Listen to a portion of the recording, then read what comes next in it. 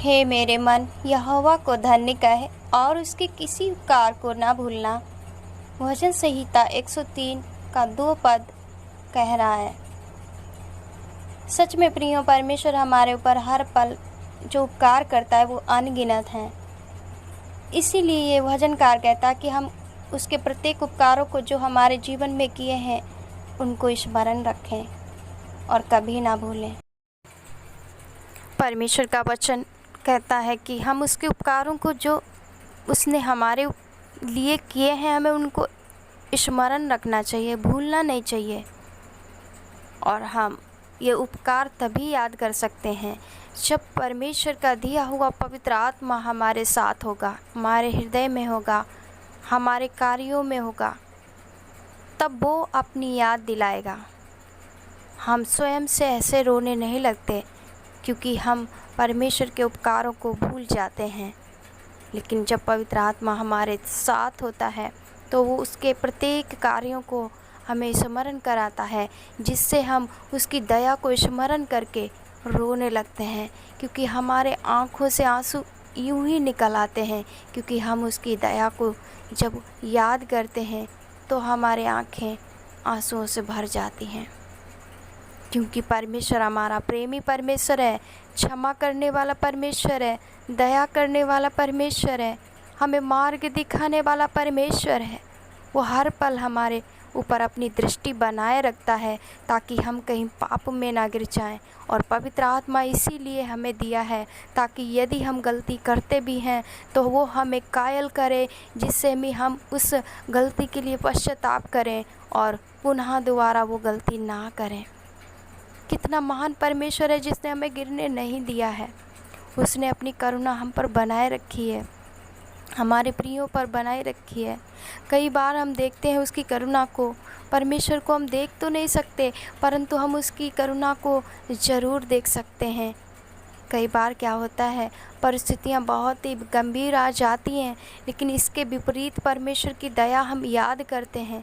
परिस्थितियाँ तो यूँ नहीं रहती हैं, लेकिन उन परिस्थितियों में परमेश्वर कैसे संभालता है कि हम मर नहीं जाते, हम खो नहीं जाते, लेकिन बने रहते हैं।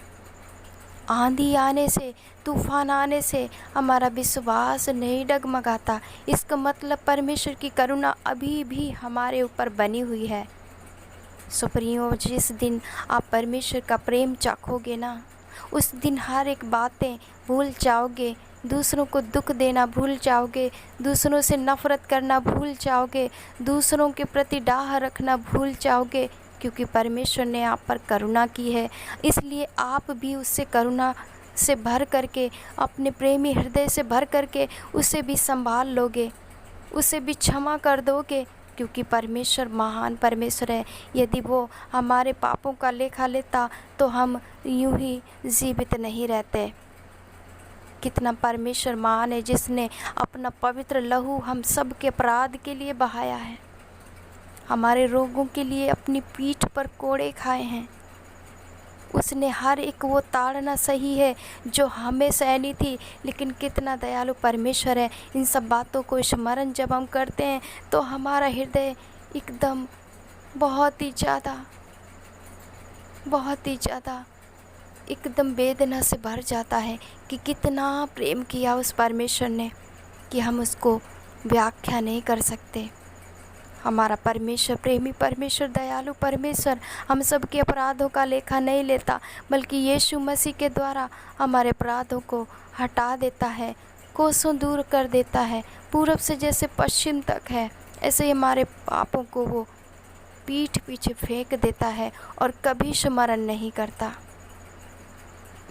प्रियो, परमेश्वर के पास लौट आएं।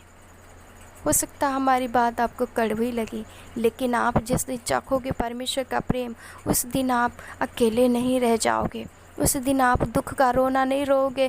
उस दिन आप परमेश्वर की करुणा के लिए अपने आँखों में आंसू भर कर के लिए दूसरों के लिए आप दुआएं करोगे, क्योंकि उसने आप पर करुणा की है।